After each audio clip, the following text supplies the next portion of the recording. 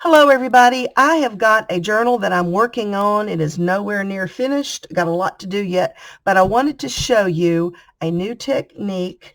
My friend Angela taught me how to do this. This is called piano hinge technique.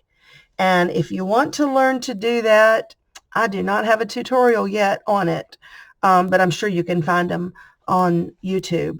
So what I did is I kind of did the crazy quilt technique where I just used a bunch of little scraps of fabrics. I did some slow stitching. I added beads. I added French knots, sequin beads.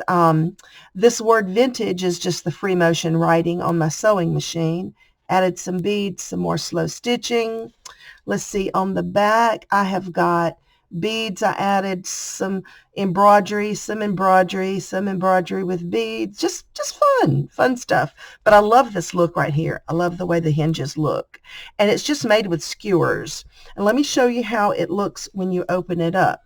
Now, I put these just for fun. I put these little heart hinges in here. So I took a heart punch, folded my heart in half, and then I adhered the one flap of the heart to the cover, the other flap to the part of the book page that's stuck up on that page. So on the piano hinge, you're weaving this skewer in between the little flaps of your book. There, now you can see it. Can you see that? So there, each skewer is woven in at a different, if this one goes under, over, then this one goes over, under, over. Each page goes opposite. You can see it there. So it's called piano hinge. Like I said, you can search for that tutorial online. If I get a chance, I will make one so I can show you. And you don't have to do the hearts. I just did, just because I wanted them there. But I wanted to show you. And the good thing about piano hinge, you can open your book completely flat.